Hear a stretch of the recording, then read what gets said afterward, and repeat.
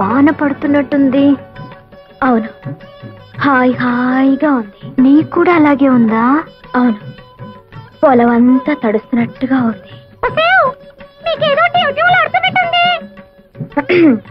ఏమిటే, ఎవరికైనా లైన్ వేసావా? అలా ఉన్నావు. లైన్ వేశాను. నువ్వేమిటి స్విచ్ వేసావా? వెలిగింది. సరే, నేను యూనివర్సిటీకి వెళ్తున్నా. ఓపెన్ యూనివర్సిటీ మేడపైన పెట్టారా? వెళ్ళు. నువ్వు మన పొలం హాల్లోకి షిఫ్ట్ చేసావా? నీకేదో అయ్యింది. నీకు ఏదో అయ్యింది. నాకు ఏదో అవుతుంది. హలో మిస్ చిలక, ఏమిటి విశేషాలు? మీ మామిడి చెట్టు మీద ఒక మగ చిలక ఉండాలి. ఉన్నాడా? ఓసి నీ తస్సదియ్యా, అయితే నువ్వు కూడా బాయ్ ఫ్రెండ్ కోసం వచ్చావన్నమాట. ఏం చేయనురా, ఇన్నాళ్ళు పంజరంలో మడి కట్టుకుని కూర్చున్నాను. కానీ అమ్మాయిలిద్దరికి హఠాత్తుగా టివ్వులాడుతుందట. వాళ్ళని చూసి అయితే మన ప్రేమ మాత్రం మంచి ఎఫెక్ట్ ఇస్తుందన్నమాట. ఆ ఇద్దరిలో ఎవరు నా క్యాండిడేట్?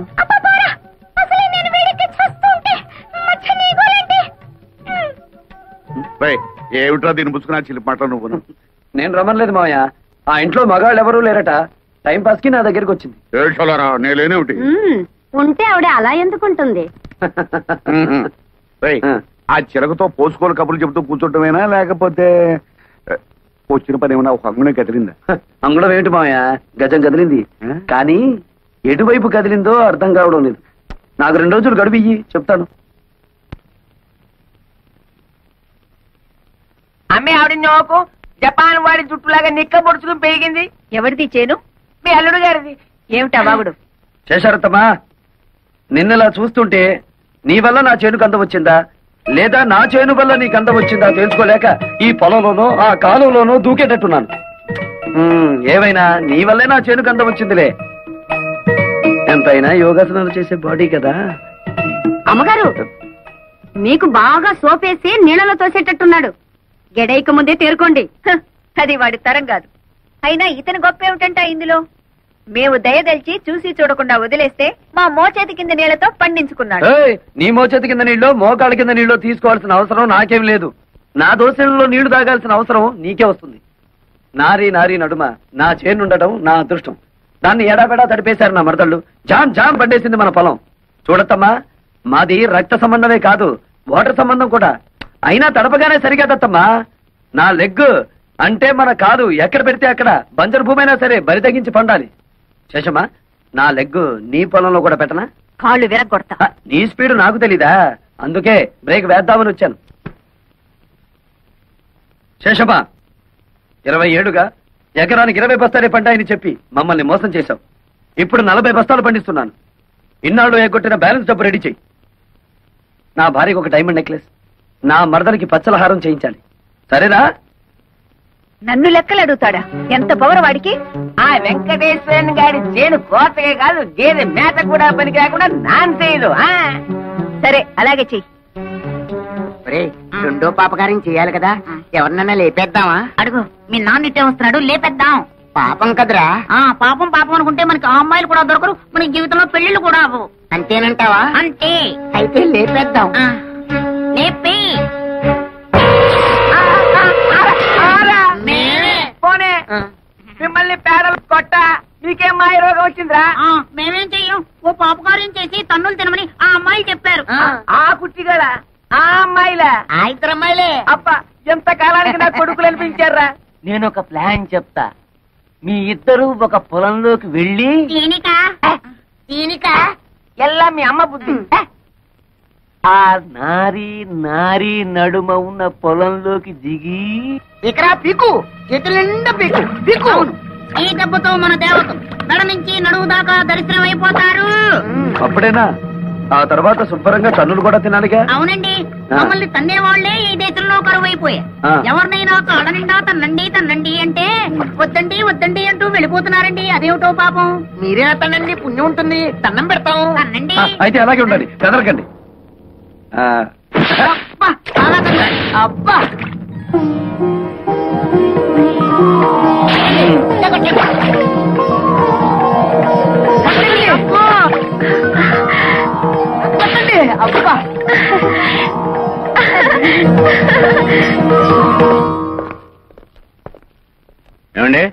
శేషారత్నమ్మ గారు ఎక్కడ? పైన.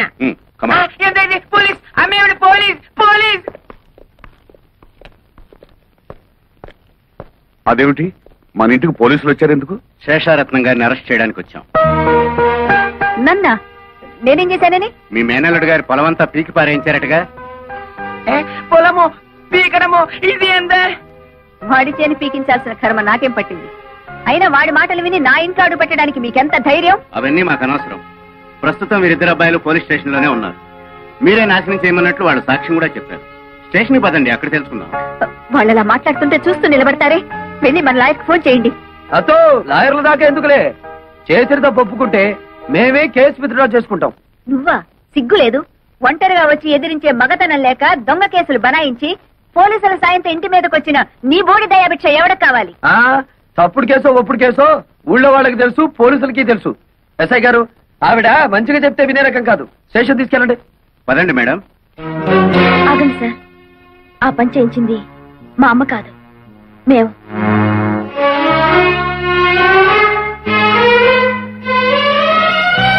ఎస్ఐ గారు, ఈ కేసు మరోలా టర్న్ అయ్యి మా ఫ్యామిలీ మ్యాటర్ అయింది కాబట్టి నేను కేసు విత్డ్రా చేసుకుంటున్నాను.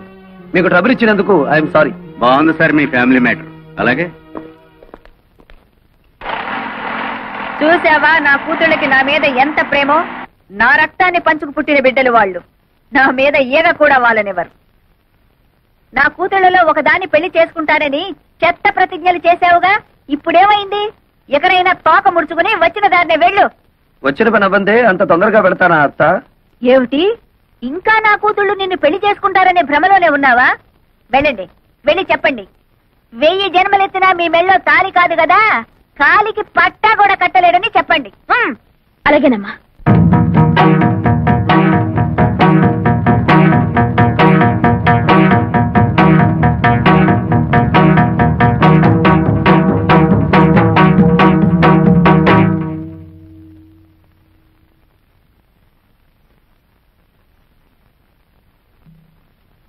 నేను నిన్ను ప్రేమిస్తున్నాను, నిన్నే పెళ్లి చేసుకుంటాను. ఈ మాట మా అమ్మ ముందు చెప్తే ఊరేసుకుంటుంది.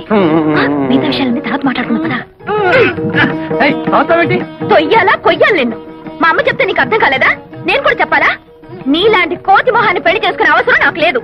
మా అమ్మ చెప్పిన సంబంధం తప్ప మా ఇష్ట ప్రకారం ఏ పెళ్లి జరగదు. అర్థమైందా? వెళ్ళు.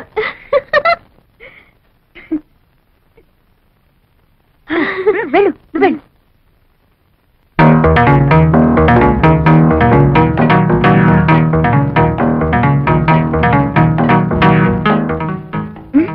బ్రహ్మాండంగా చెప్పవే. Thank you.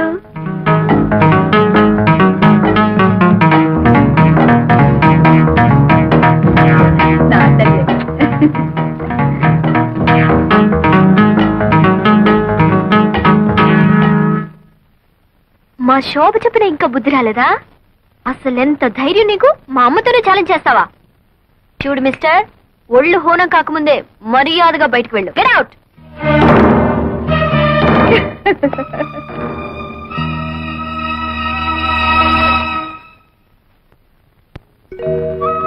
నేను నిన్ను ప్రేమిస్తున్నాను, నిన్నే పెళ్లి చేసుకుంటాను.